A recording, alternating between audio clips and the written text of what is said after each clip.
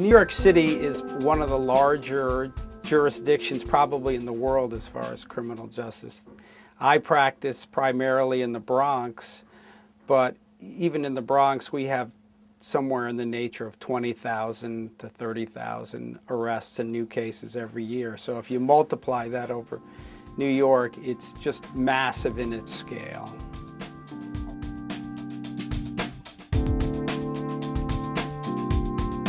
Well, I think you have to separate the state of New York and the city.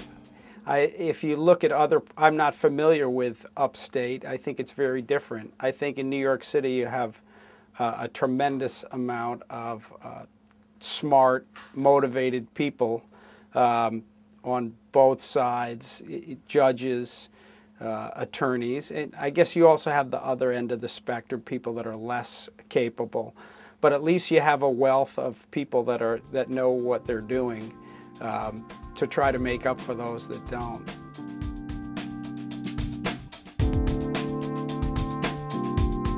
I think that the weaknesses are it's very underfunded. The judges haven't received raises. Most of the people in New York City that are arrested and prosecuted are poor, and they get appointed counsel and legal aid lawyers, and while they get decent representation, I just don't think there's enough money spent on preventing people from getting in a situation where they're going to be arrested.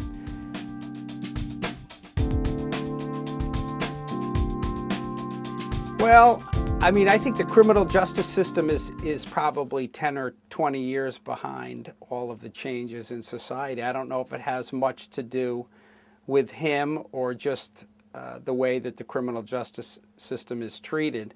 It doesn't generate money for anyone.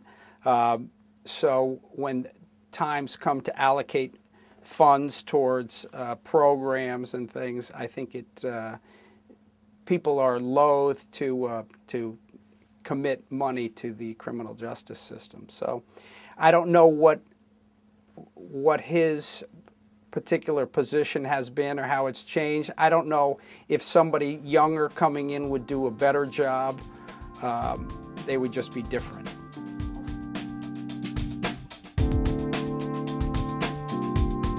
You know, he's been around for so long that I'm not familiar with what was there before. New York City is, I think it's a better place to practice criminal law than other parts of the country. At least in Manhattan and the Bronx, when there was a death penalty in New York, the prosecutors there didn't seek the death penalty. So I think even though individual defendants and groups of defendants might feel they're not treated fairly, I think that they can't compare that with other parts of the country where the criminal justice system is so skewed in favor of the prosecution that the individual rights of the people that come before it are really, they are sort of given a back seat.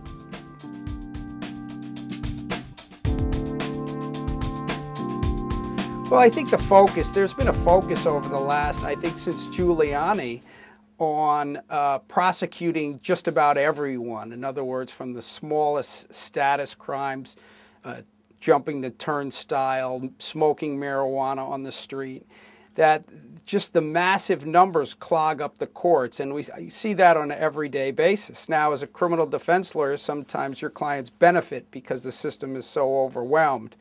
But I think they have to focus on violent crimes and crimes that really hurt people. And as far as drug use, there has to be more focus on getting treatment for people rather than simply warehousing them in jail and letting them out and locking them back up again.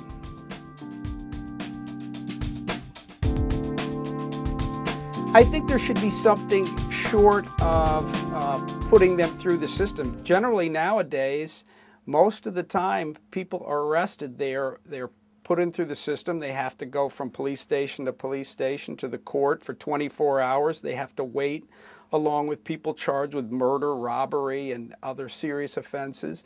And then their case is usually resolved the first time. There's really no need for that. Perhaps You know, if someone's smoking marijuana, I remember long enough ago, 20 years ago, if a police officer saw somebody smoking marijuana, they'd take the joint out of their mouth and grind it into the sidewalk and tell them to go on their way.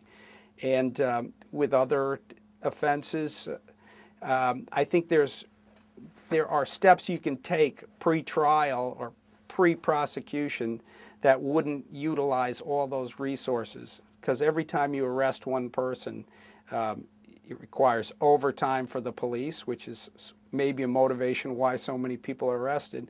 But just to go through the court system, they come in contact with 100 different employees for every arrest.